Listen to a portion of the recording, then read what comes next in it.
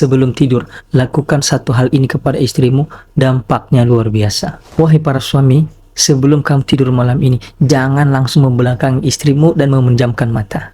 Ada satu hal sederhana yang mungkin hanya membutuhkan beberapa menit saja, tapi bisa membuat istrimu merasa sangat dicintai.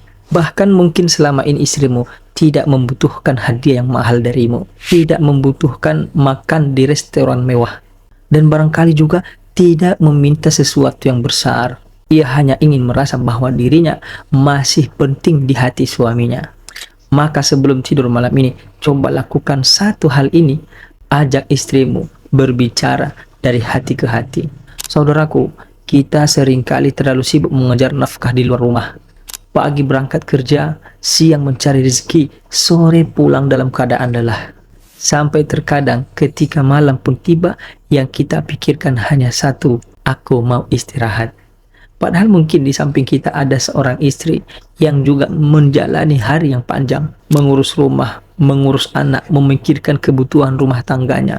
Dan mungkin sepanjang hari ia menunggu satu hal sederhana, didengarkan oleh suaminya. Maka sebelum tidur, luangkan beberapa menit saja untuk bertanya kepada istri tercinta. Hari ini bagaimana? Ada yang membuatmu sedih? Ada yang ingin kamu ceritakan? Kemudian dengarkan. Jangan langsung memotong. Jangan sibuk memainkan handphone. Dan juga jangan merasa ceritanya sepele. Karena terkadang seorang istri tidak mencari solusi. Ia hanya ingin suaminya tahu apa yang sedang ia rasakan. Dan setelah itu, katakan sesuatu yang sederhana. Terima kasih sudah menemani aku sampai hari ini. Atau, maaf, kalau hari ini aku ada salah. Kalimat sederhana seperti itu bisa menjadi sangat berarti. Dan juga Allah Subhanahu wa Ta'ala telah berfirman di dalam Al-Quran surah An-Nisa ayat 19, wa'ashiruhunna bil ma'ruf fa in karihtumuhunna fa asa an takrahu syai'an wa ja'alallahu fihi khairan katsira. Dan bergaullah dengan mereka, istri kalian, secara patut. Kemudian jika kamu tidak menyukai mereka, maka bersabarlah.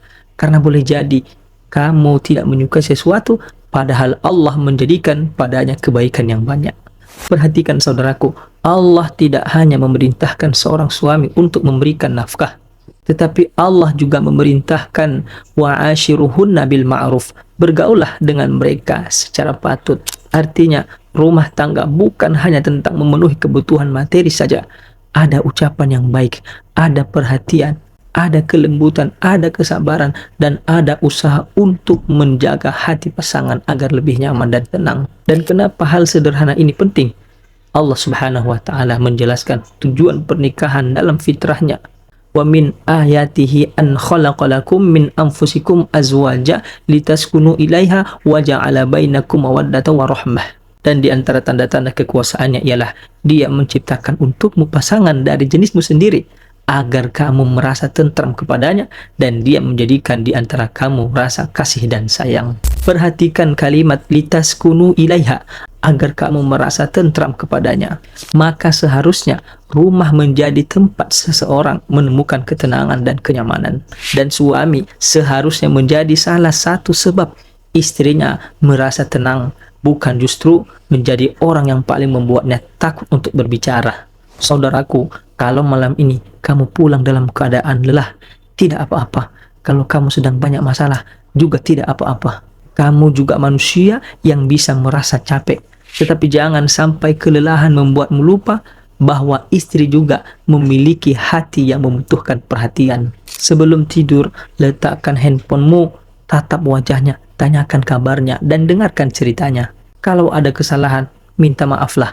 Kalau ada masalah, bicarakan dengan tenang. Dan kalau semuanya baik-baik saja, ucapan kalimat sederhana, terima kasih sudah menjadi istriku. Semoga Allah selalu menjaga rumah tangga kita dengan kebaikan dan keberkahan.